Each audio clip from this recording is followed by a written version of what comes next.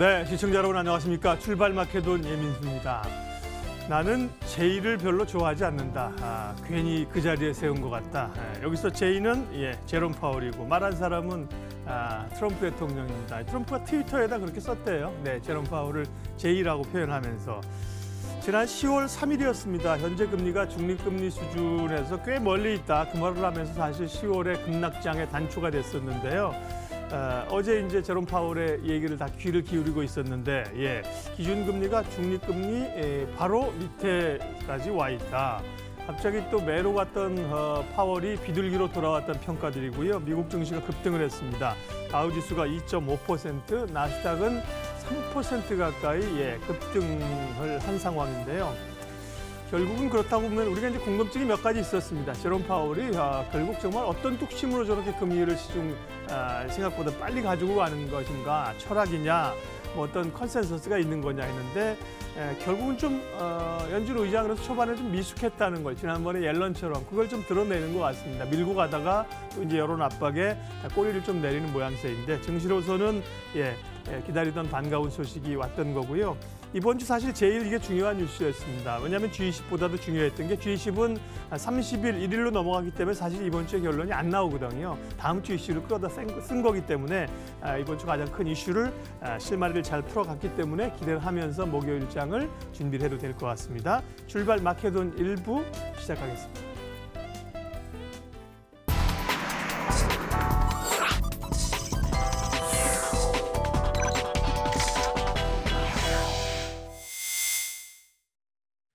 네, 오늘도 시장의 중심을 잡습니다. 장용혁의 마켓 시그널 한국투자증권 이프렌즈예요. 장용혁 팀장님 오셨습니다. 어서 오십시오. 네, 안녕하세요. 네, 제롬 파월이 비둘기로 돌아왔다는데요. 네, 굉장히 기분 좋은 아침입니다. 네. 어제도 말씀드렸지만 결자 해지 반성문은 쓰게 될 거다. 그게 현실화가 돼서 너무나 기분 좋은 아침입니다. 본인이 얘기한 거를 아집에 의해서 그냥 밀어붙였다라고 한다면 상상할 수 없는 결과가 왔을 텐데요. 빠르게 실수를 인정했습니다. 예전에 이런 적이 있었어요. 과거에도 4번 금리 인상 불렀다가 2월 FOMC인가에서 과거에 한 번 2번 금리 인상으로 가이드를 크게 내렸던 적이 있는데 그때는 페드가 쓴 반성문이었고요. 이번에는 제롬 파월이 쓴 반성문입니다. 좀 전에도 얘기 들으신 것처럼 트럼프 대통령이 최근 이제 클라리다 연준 부의장을 임명을 하면서 방송에서도 한번 소개를 해드렸던 것 같아요. 특별한 미션을 주지 않았겠느냐. 나 제의 진짜 마음에 안 드는데 가서 좀 눌러봐라. 이인자로서. 전전일이었죠. 클라리다 부의장이 연준 내에서 중립금리에 대해서 다양한 이견이 있다라는 발언을 해줬고요. 어제 거기에 대해서 방점을 찍습니다.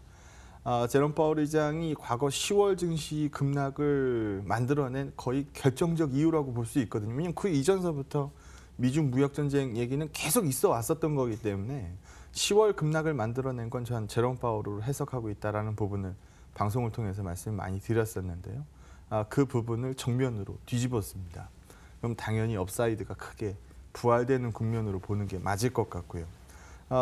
표현한 거를 그대로 소개를 해드리면은 현 금리는 중립금리 바로 아래에 있다. 지난 10월 달에 얘기했었던 거랑 너무 많이 다르죠. 한 달 사이에 달라진 건 주가밖에 없는데 말이죠. 주가와 트럼프의 압박 수위가 좀 높아진 거 말고는 달라진 게 없는데 그 부분을 정면으로 뒤집었습니다. 미리 정해진 정책이란 없다라는 부분을 얘기해 주면서 본인의 실수를 인정한 거고요. 이렇게 되면 그 다음서부터는 이제 우리의 상상력인데 아마 12월 금리 인상이야 하겠죠. 그거는 지금 금리 인상 가능성 지수 80%가 넘으니까 그건 하겠습니다만 내년 3번 인상으로 잡혀져 있는 그 점도표 그건 이번 12월 금리 인상에서 바로 잡힐 가능성이 상당히 높아졌습니다. 그러면 향후 금리 인상 스케줄이 다운된다는 얘기거든요. 그러면 이 표를 보면서 우리가 좀 얘기를 이어갈 수 있을 것 같습니다.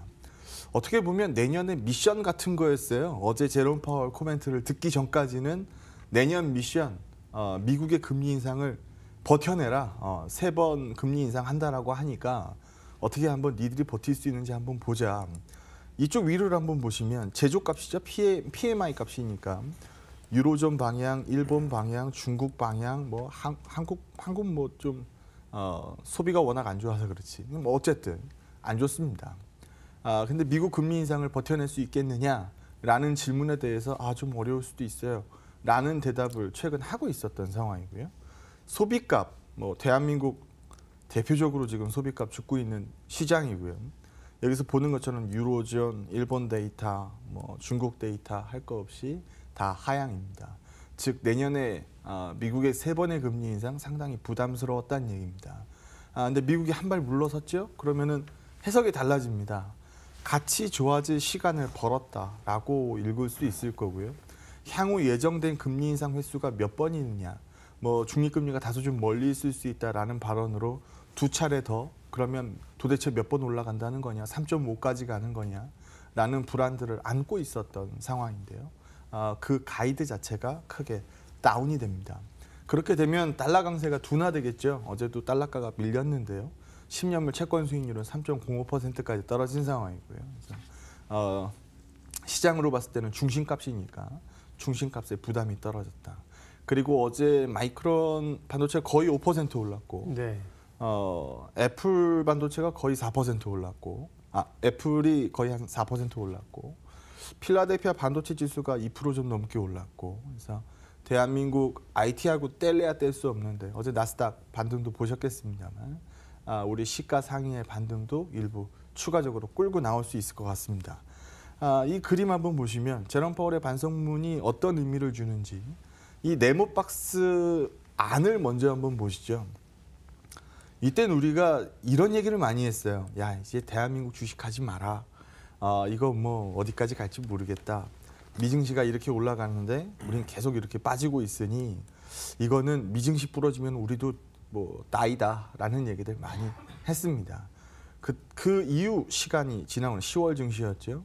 미증시가 실제로 한번 무너지고 나니까 우리 대한민국 코스피 지수 보시는 것처럼 뭐 난리가 났습니다. 예, 제일 많이 빠진 시장이 돼버렸죠. 그래서 이런 국면 여기에서 달라졌던 거는 제롬 파월의 코멘트 사실 새롭게 나온 게 그거밖에 없었거든요. 그래서 그 부분을 정면으로 뒤집었기 때문에 어떻게 보면 제롬 파월의 반성문에서 가장 빠르게 반응을 보일 곳도 우리 대한민국 코스피일 수 있습니다. 그래서 기대값 자체가 굉장히 높아졌다라고 보시면 될 것 같고요. 다음 타자는 아마 미중 무역 협상이 되겠죠.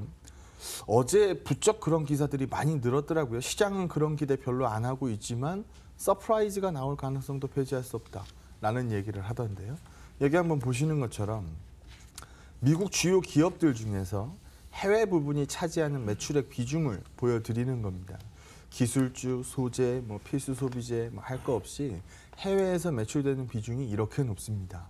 그러면은 중국을 옥죄서 중국이 참지 못하고 그럼 우리도 진짜 갈 때까지 한번 가보자라고 얘기가 흘러나갔을 때 미국의 역풍도 뭐 무시할 수 없다라는 얘기고 어제 아침에 우리가 방송에서 그런 부분을 소개를 시켜드렸죠. 그제였나요? 중간선거에서 크게 졌다. 재선이 어려워졌는데 그러면 재선까지 다시 한번 기대감을 부활시키기 위해서는 뭐 트럼프가 뭘 할 수 있겠느냐. 부담되는 값이 뭐가 있겠느냐. 결국은 경기에 대한 부담감을 빼기 어려울 텐데 그런 부담감을 과연 미중 무역전쟁 격화로 끌고 가면서 동반 경기 급락을 야기시킬 가능성이 얼마나 되겠느냐라는 부분으로 설명을 드렸었는데요. 그런 부분들이 시장의 기대가 낮기 때문에 오히려 미중 무역 협상이 결과치를 발표할 경우 이때는 시장에서 서프라이즈로 인식할 가능성이 점점 높아지고 있는 상태다라고 보시면 될 것 같고요. 그렇게 되면 이제까지 올 한 해 짓눌렀었던 가장 큰 요인 미중 무역 전쟁이었고 그 다음에 이제 금리 얘기였는데 예. 금리는 이미 어젯밤에 제롬 파월이 제대로 뒤집어진 거고 미중 무역 전쟁 얘기까지 방향을 틀어준다면 말 그대로 시장에서는 변곡점 나오는 시점이다라고 보시면 될 것 같습니다. 아래 보지 않는 시장이다라는 부분에 대해서 오랜 기간 말씀을 드리고 있는데요. 그게 이제 결실을 볼 수 있는 시기가 돌아오고 있다라고 보고 있고요. 어제 제롬 파월 코멘트가 결정적 방향 제시를 해줬기 때문에 지금 미국 기업들의 가장 부담되는 요인을 꼽아봐요 라고 얘기하면 달러 강세 얘기합니다. 달러 강세를 누그러뜨려 줄 수 있는 거 결국은 금리거든요. 금리 가이드가 떨어진 부분, 그 금리 불안에서 가장 많이 빠졌던 대한민국 증시, 그 부분에 대한 반대적인 기대치가 올라오고 있는 시점, 그 시각으로 시장을 읽으시면 될 것 같습니다. 네. 뭐 기존의 장이 뭐 어렵고 힘들 때도 그런 지금과 같은 긍정론을 열어놓고 이제 견지하셨는데 다시 한번은 확인이 됐습니다. 사실은 이렇게 생각할 수도 있어요. 미국 경제는 굉장히 좋았잖아요. 미증시는 사실 많이 올랐어요. 그렇게 보면 연준 입장에서 트럼프는 또 사실은 오버하면서 가잖아요. 조금 브레이크를 걸어가면서 나중에 이 어떤 붕괴를 막기 위해서 조금씩 이렇게 견지해 줄 필요는 있거든요. 그런데 이제 미숙한 거죠. 제이 씨가 10월 3일 날은 뭐 중립금리 발언뿐만 아니라 그 다음에서는 이런 발언도 있었어요. 뭐 매번 회의에서 기자회견할 거고 매번 금리 뭐 올리지 말라는 법도 없다. 뭐 굉장히 센 얘기를 했었는데 또 이제 뭐 어젯밤에는 갑자기 또 꼬리를 내리니까 연준 의장의 참 자리도 어렵습니다. 예, 왕관의 무게가 참 힘든 자리이긴 합니다. 네. 예. 자, 그래서 계속해서 저희가 이제 종목 이야기, 섹터 얘기를 하고 있었는데 오늘 어떤 얘기 할까요? 네, 오늘도 종목 얘기 넘어가야 되겠죠. 그래서 얼마 전 시장서부터 제가 아래 보는 시장 아니고 하방 경직이 만들어졌으니까 당연히 확산 나오지 않겠습니까? 근데 이제 두 번째 코너들을 다 종목으로 지금 말씀을 드리고 있는데 무차별적 하락 나올 때는 제가 뭐 방송에서 언급을 드렸던 것 같은데 방송 준비하기 굉장히 어려워요.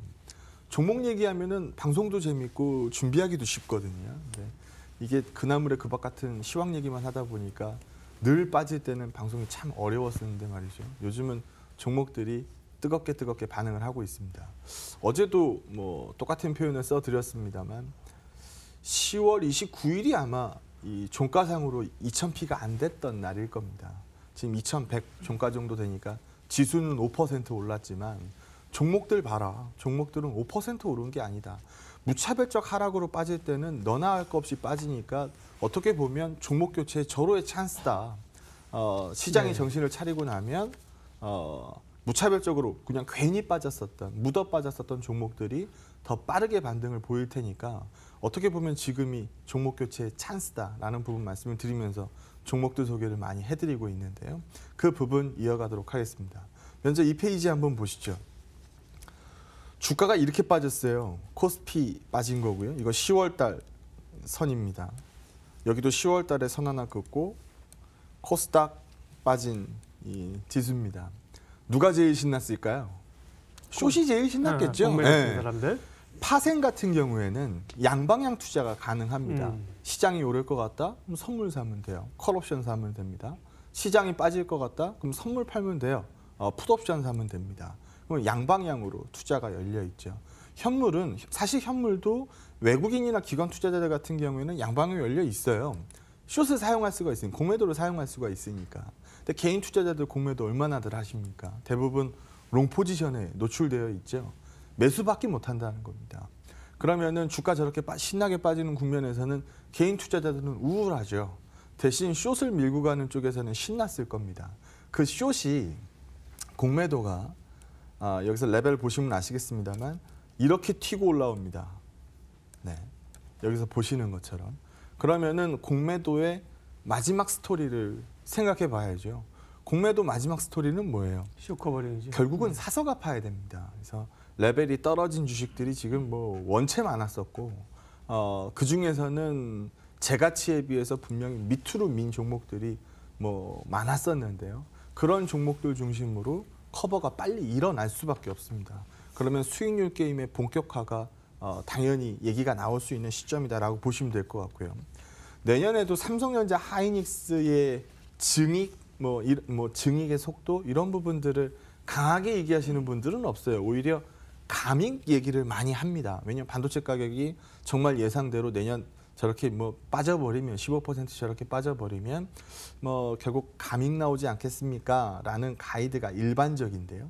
삼성전자 하이닉스를 제외한 나머지 종목들의 실적 이런 부분들은 증익입니다. 여러분 주식 거래 오래 하신 분들은 아시죠? 어디서 놀라 그래요? 감익에서 놀랍니까? 증익에서 놀랍니까? 증익에서 놀아야 되는 거죠. 그래서 확산 얘기할 수 있는 분위기가 분명히 만들어졌다라고 보시면 될 것 같습니다.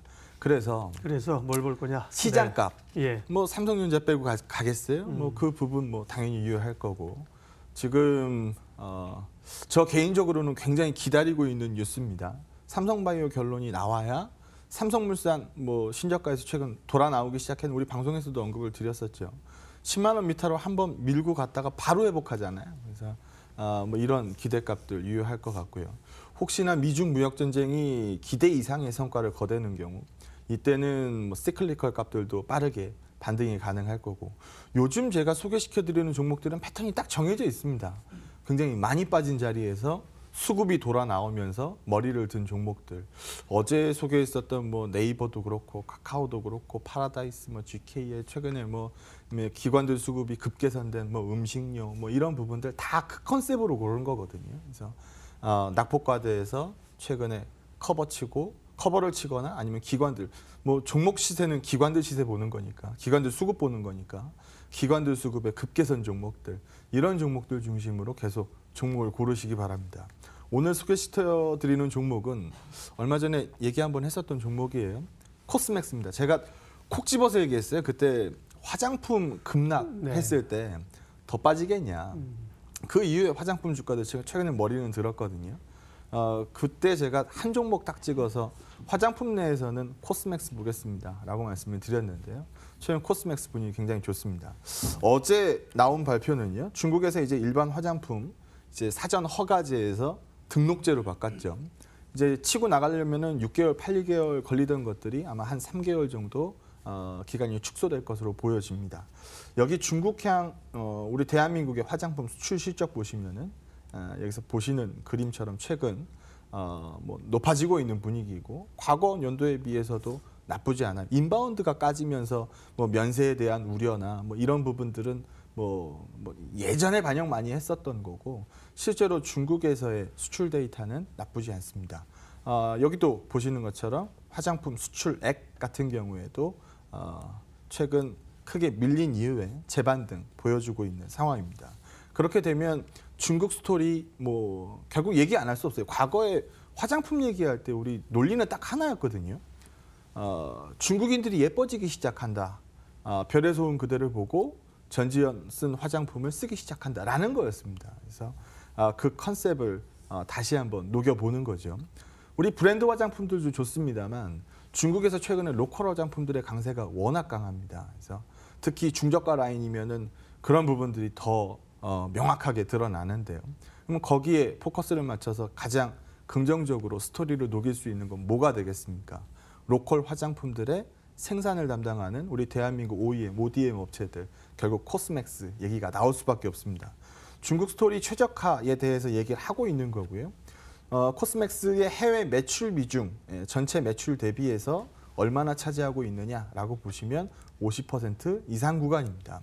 중국 법인의 매출 성장률, 여기서 보시는 것처럼 과거만큼 화려하진 않지만 떨어져도 30% 성장률 구간 유지하고 있는 상황입니다. 그러면 화장품과 중국 스토리를 분리하지 못한다라는 논리에서 본다라고 하면 뭐 추가적인 반등에 대한 기대 코스맥스에 실릴 수 있다라고 보시면 될 것 같고요.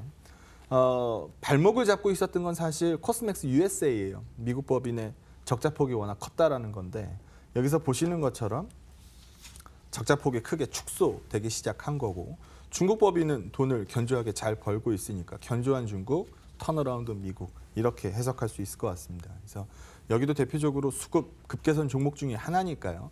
최근 컨셉 쉽게 고르시면 됩니다. 많이 빠진 종목들 중에서 수급의 급개선, 뭐 턴어라운드 나오고 있는 종목들 그 종목들 중심으로 관심 유지하도록 하겠습니다. 네, 오늘은 이제 관심 섹터를 중국 쪽, 그 가운데 화장품 조금 더 좁혀서 콕 집어서 코스맥스를 말씀을 해주셨네요. 예, 전략 마무리하겠습니다. 본격적 수익률 게임의 시작 국면, 이건 요즘 계속 말씀드리는 거고 어떻게 보면 종목 교체의 절호의 찬스다라는 부분은 계속 강조를 드릴 겁니다. 한마디로 정리하면 이거죠. 결국 어제 기다리던 제롬 파월의 반성문이 나온 거고.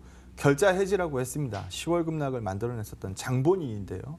그쪽을 되돌리는 용기 있는 발언, 거기에 대한 우리 대한민국 시장에 다시 한번 뜨거운 10월 낙폭의 회복세 응원해 보도록 하겠습니다. 예, 오늘도 장영혁의 마켓 시그널에서 어제 있었던 제롬 파월의 발언부터 해서 또 관심주까지 셀렉해봤습니다. 한국투자증권 장영혁 팀장님 함께했죠. 고맙습니다. 네, 고맙습니다.